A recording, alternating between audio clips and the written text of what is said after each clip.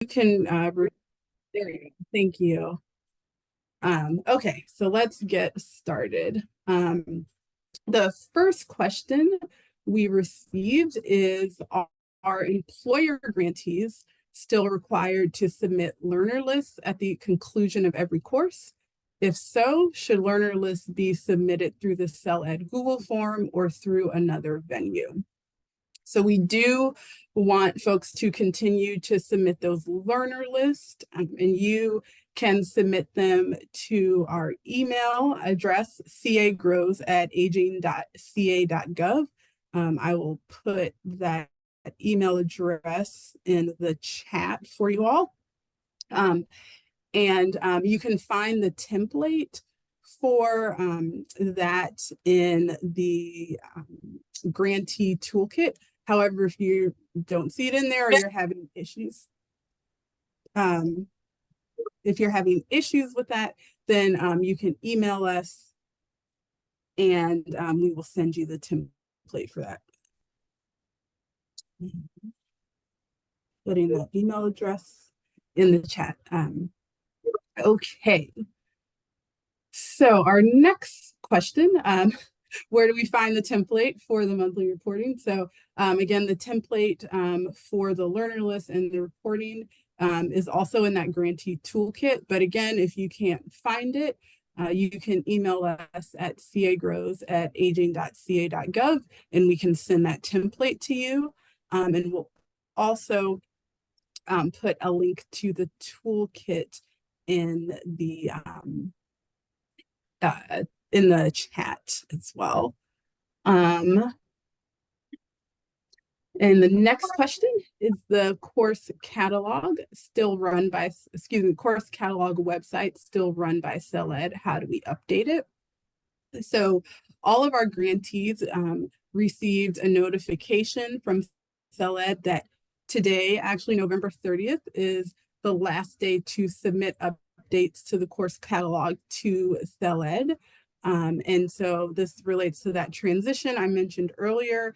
After today, you can email those updates to that CalGrows email address. And again, we'll be sharing more information about this transition next week, but you should have already received notification about that.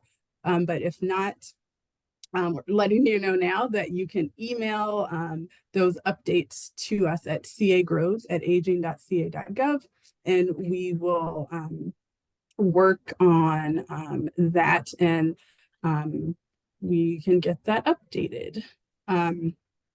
Our next question: is there a timeline of notifying grant recipients if they will be selected to continue the program and receive funding after the pilot program ends? Has there been a decision on if this program will continue? So unfortunately, the CalGrows program will not be made a permanent program. And so the program ends in September of 2024. So there won't be an extension of the program past that September date. And our next question, can an educational institution have our curriculum certified through the Department of Social Services? Does CalGrows work with the Department of Social Services to do that?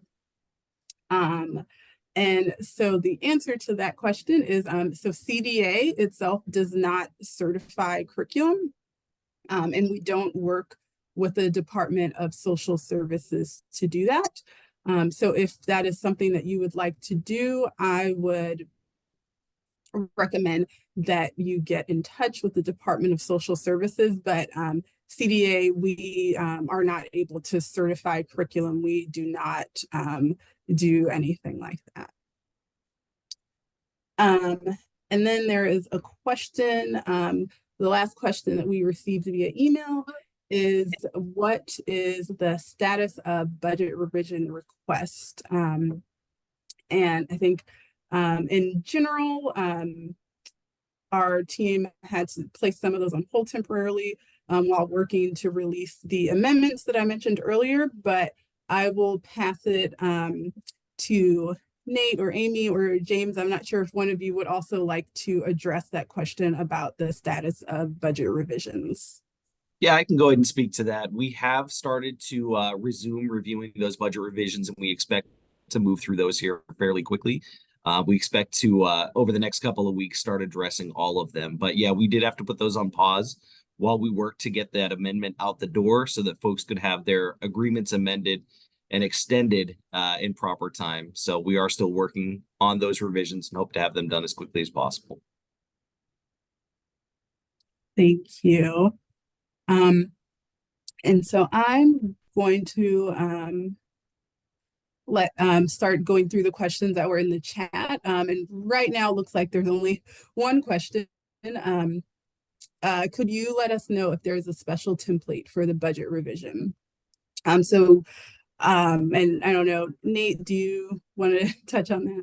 Yeah, there is no specific template, but please take a look at the guidance that was provided on the CalGrows I guess page within CDA's internet.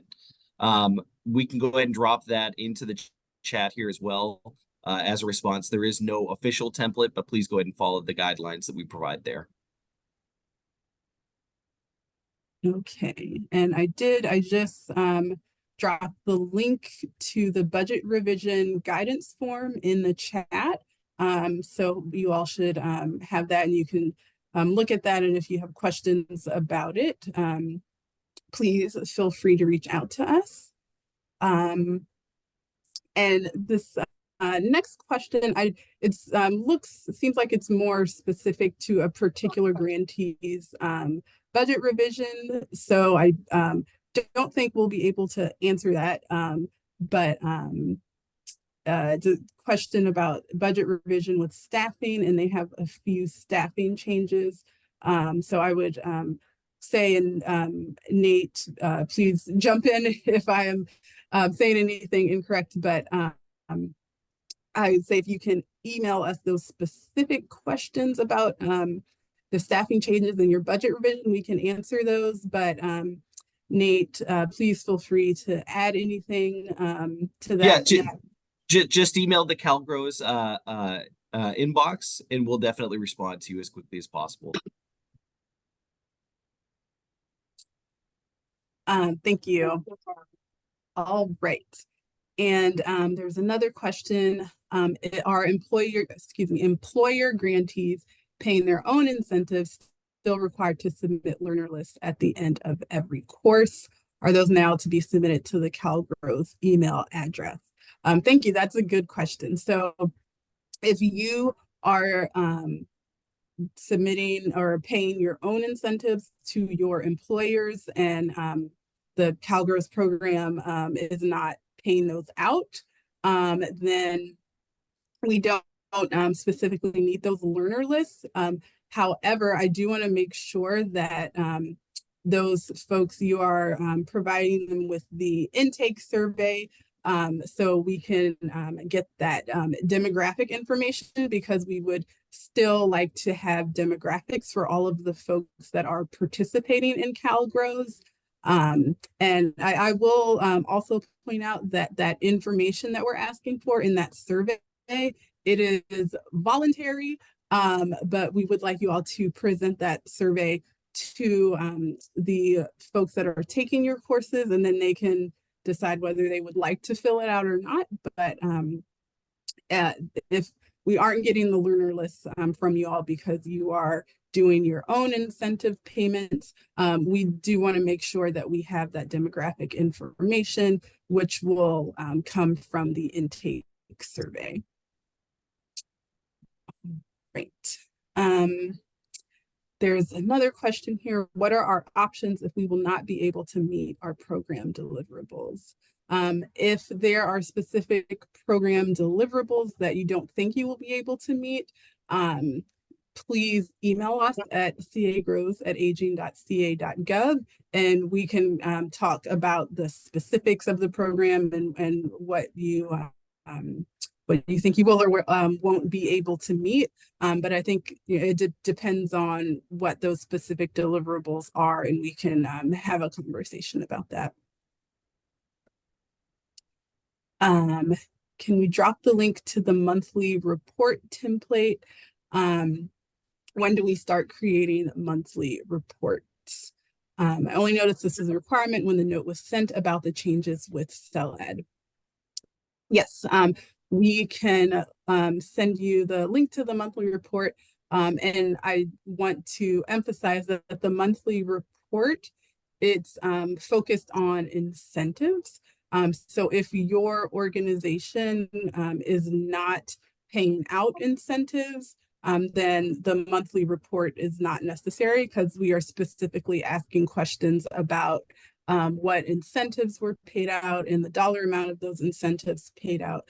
But if your organization is not paying out those incentives directly, then you do not have to submit that monthly incentive report.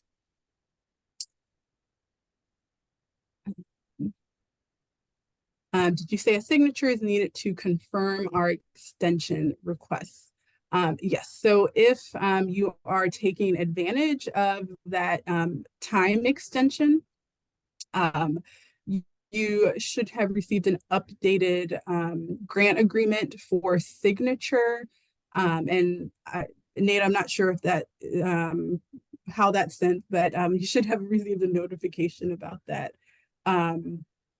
And so yes, we would need that for you to sign that and then return it to us.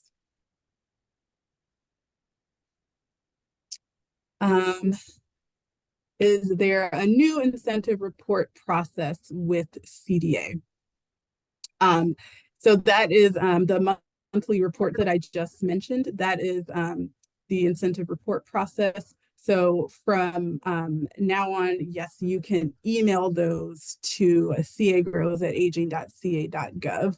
I think previously there was a Google Doc, but we are also allowing folks to email that to us. And I mentioned that the template for that is on the grantee toolkit, but we can send that out if folks don't have that template. And I can also add the template into the chat. Once I get through all the questions, we can send that out as well. All right. Do you also need the catalog updates if we are employer grantees? So the catalog updates, I'm saying you're talking about the course catalog updates. Those are only for the courses that are on our CalGrows website that are open to the public. So if you are only offering courses to your employees, then we won't be uploading those on the website. So you don't have to submit those course information to us to update on the website.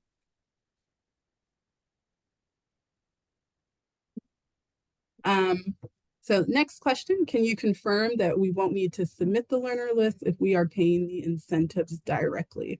We have been collecting the demographic data and can provide that. So if you are paying your incentives directly, we would still like, or I'm sorry, I'm getting confused. You don't need to submit the learner list, but we still need that monthly incentive report. So those are two different documents that we are asking for. So from the learner list, we need that for folks that are taking your classes. However, if you are offering classes to a closed group of folks and it's not open to the public, then we don't need, if you are offering classes to a closed group and you are paying those incentives directly, then we don't need that learner list or monthly report. So apologies for the confusion because I think I've been mixing up the two different documents.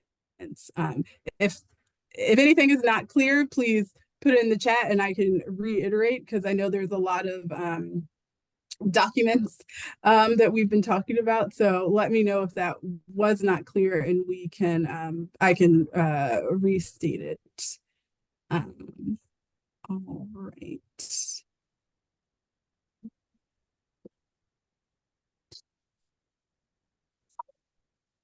Um, there's another question. Is there technical assistance provided or a work group that meets to discuss sustainability strategies with grantees wishing to continue to offer caregiver training and support after the grant ends in September 2024?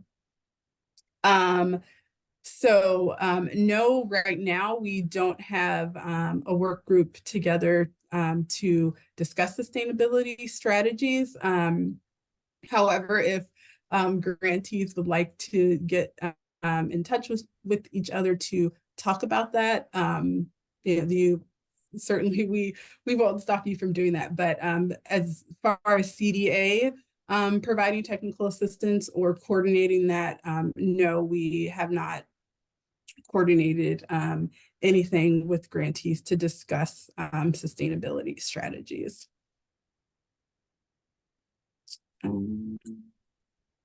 Okay, yes. So I will restate the learner list submission if you all are paying stipends directly. So 2 documents, learner list and monthly incentive reports. So if you are paying stipends directly, we do not need, we do need that monthly incentive report from you because that's the only way that we will know how many incentives you're paying out, the dollar amount of incentives. So if you are paying the stipends or incentives directly, yes, we still need that monthly report. If you are paying incentives directly, we do not need the learner list submission. However, we do need that demographic data. So we still need that intake survey that asks for all of that demographic data. So all that demographic data is also in the learner list, but if you are paying your incentives directly, we don't need the learner list, but we do need some demographic information that is in that intake survey. So short answer is if you're paying directly, you don't need to do the learner list or the monthly incentive report. So is there an easy place to get contact info of grantees is our next question. All of our grantees are listed on our CalGrows website. So that would be the place to find the names of all of our grantees. And then you can use that to get in contact with folks.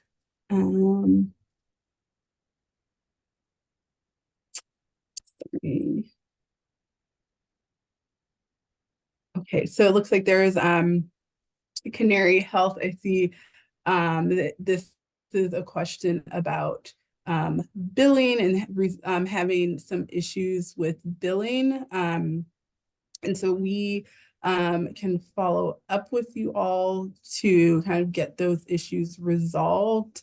And I don't, I think if you send a note again to the CalGrows, we can follow up with you and get those issues and questions resolved.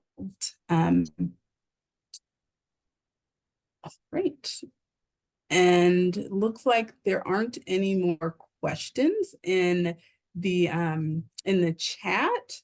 So if there are any questions that folks have now, please feel free to raise your hand or insert your question into the chat box.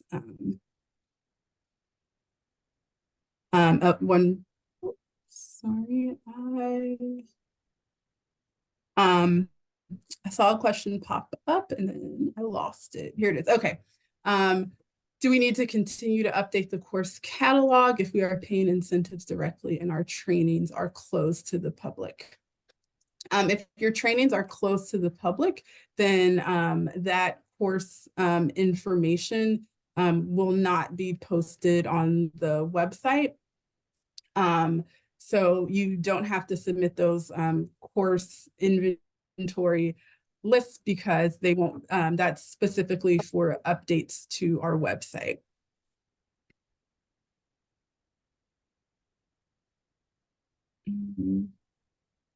Can you please restate the time frame for a payment to be received after the invoice was approved?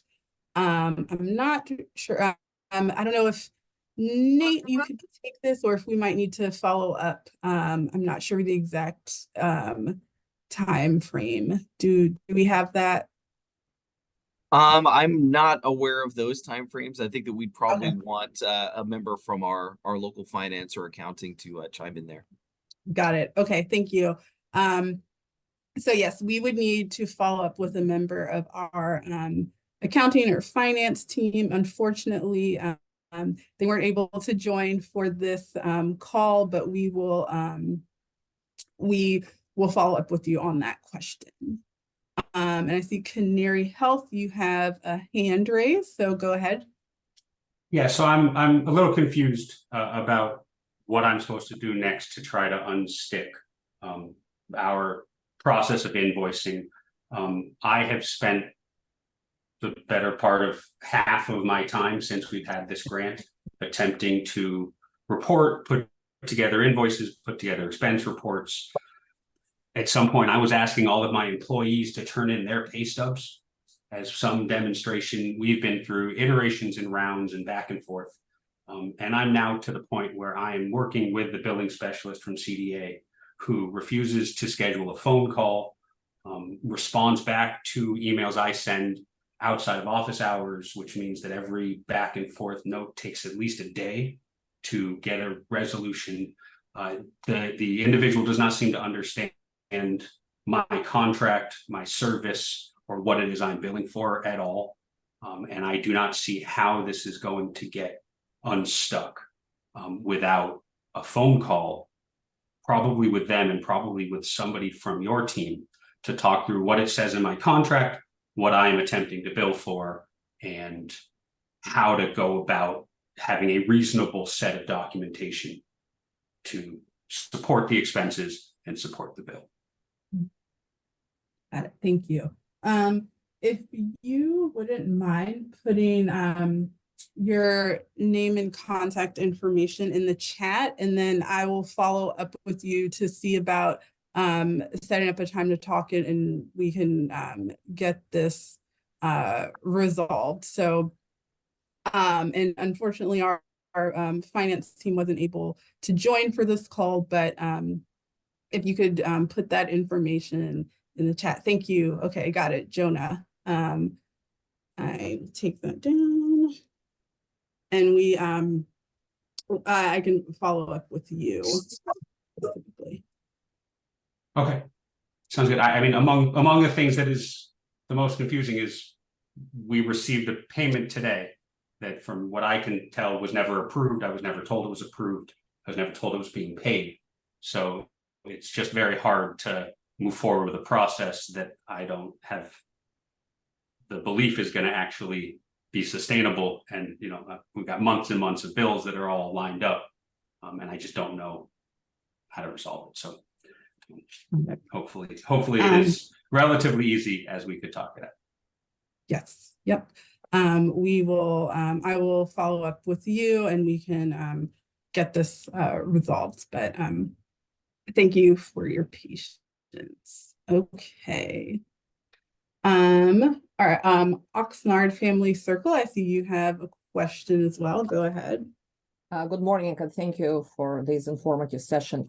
I would like to ask you a question. We have two, we're providing classes for our employees, and we're open for public.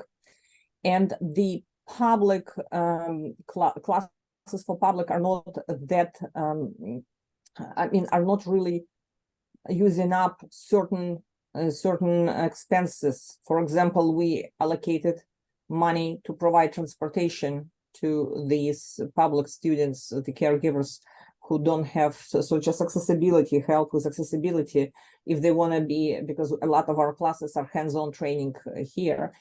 And if this area was not utilized, even 10%, so what would you recommend us to do with this money? So we just return it, or we can rebudget, reallocate these funds where they really could be used? So I want to make sure I understand your question, where you had set aside funding for a particular, I think the transportation, Yeah, and yes. it turns out that folks are not utilizing that, so you have this kind of unspent funding for that, and you're wondering if you can redirect that to something else. Is that correct? That is correct, Renita. Yes. So the public Okay. is not, they either use their own transportation, or they don't really join classes which we have on premises, and they don't use our transportation to this way, because we thought as accessibility, we will provide the transportation, and then they don't use it. Got it. So it sounds like that would be a specific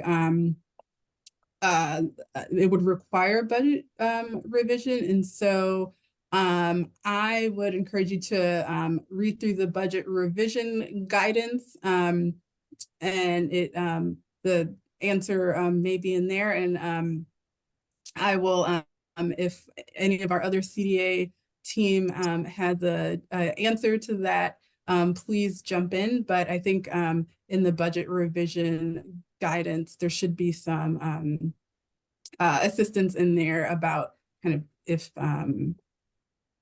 shifting from one category to another. That's fine, I'll do that. I just thought if that would require the refund, so that particular thing is not eligible for rebudgeting. I can do either or. Of course, I would prefer to allocate these funds for something which is used and is successful versus just returning. But if that wouldn't be possible, so I can yeah. Okay, thank you so much. Yeah, no problem. Okay, so there are a couple more questions in the chat. We submitted a midterm report. What does future reports look like, and the final report look like? So the final report will look somewhat similar to the midterm report, but we will be sending out the template for that likely in the new year, because we didn't want to send it too far ahead if people are still doing their courses, and they won't be closing out for a while. But since we may have some grantees wrapping up in the end of December, we will send a template for that final report and for kind of the closeout process closer to the original end date. So close, excuse me, in the new year. Okay. Will a report still be due on December 31st? I believe this was the original deadline for the final report before the extension. So no, a report will not be due on December 31st, since there are likely many grantees that will still be conducting courses and still be working on their program. So we won't have a final report because you won't be done yet. So we will be sending out, as I just mentioned, sending out more information about closeout and kind of final reports closer to the new year.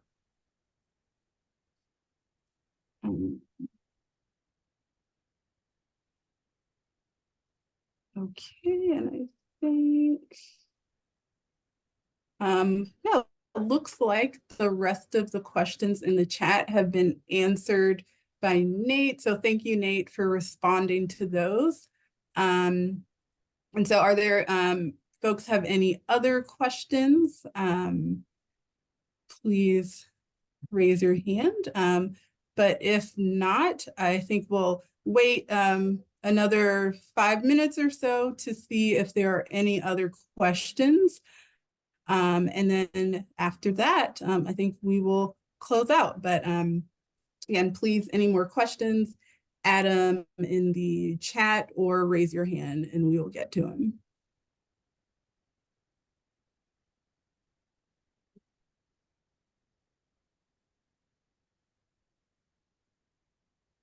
Oh, and I do also want to mention that we will be taking all of the questions that were included in the chat, and we will be typing up written answers to all these questions. So, and we'll be sending that out as well. So if you missed something, don't worry, we will be typing up answers and sending them out to you all. There's a question that just popped up. Are we aware of any programs similar to CalGrows in other states? So actually I went to a conference a couple months ago where other states were presenting on similar programs.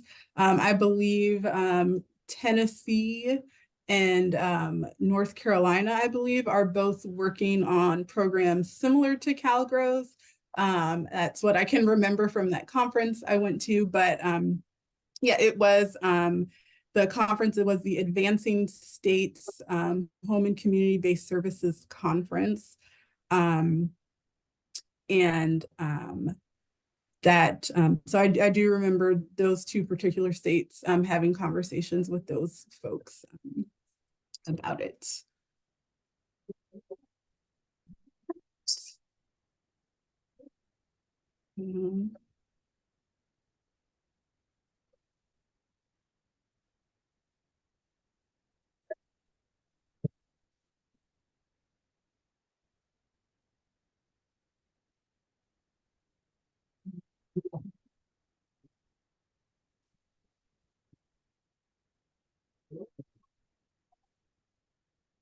Great. Like I mentioned, I'll wait another minute or two and see if we have any questions, and then we'll close out if nothing else pops up.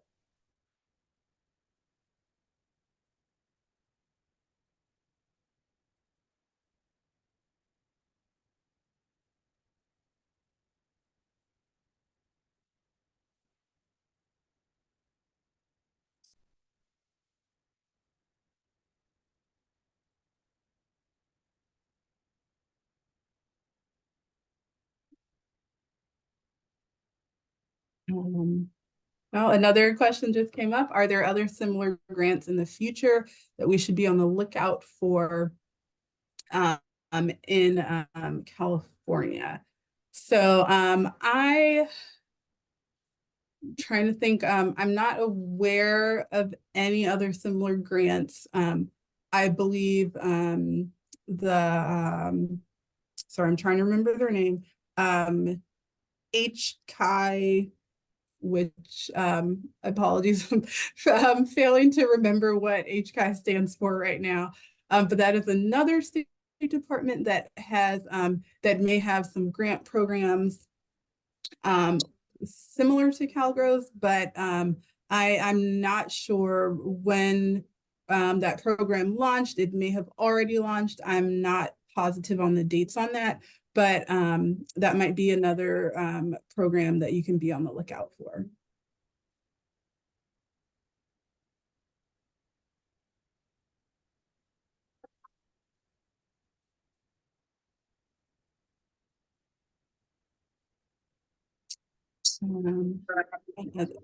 Oh yeah, actually I'll question just, can you write the name of the department? So I will respond to that. It's HCI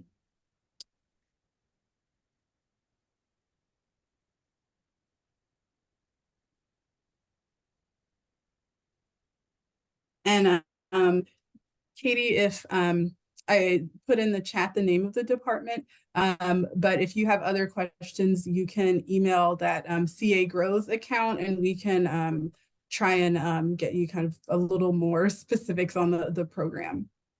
Oh, thank you, Nate. Department of Healthcare Access and Information. That's the full name of the department.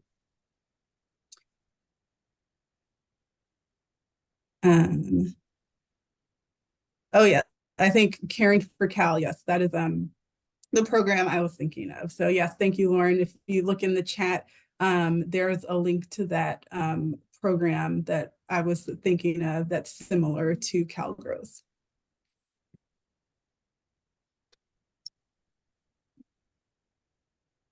Great. Okay, so I don't see any other hands, and I don't see any other questions in the chat. So thank you all for joining, and just a couple of reminders before you all go. Please be on the lookout. We will be sending out some important reminders in the next few days. One about submitting your signed amendments to allow for that no cost time extension. And just that's really important because if it's not signed before December 31st, then the agreement is done and we cannot reinstate the agreement. So we really need those signed before your current contract ends. And we will also be sending some important information about some updates to the program as well. And so any other folks from CDA, any other important reminders or things that you'd like us to share? All right. And I see there's a question about the next office hours.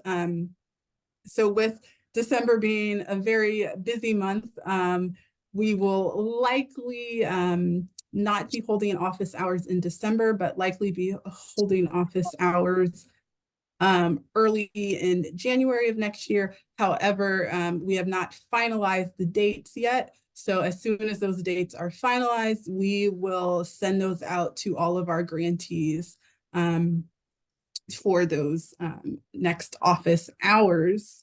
Okay, so I think we have covered everything. Not seeing any more questions. So thank you all for joining us. And as always, if you have additional questions that come up, please feel free to email us. And we will also send out the link to the learner list template and the monthly report template when we send out the office hour questions as well. So thanks again, and I hope everyone has a great rest of your day. Thanks, everyone.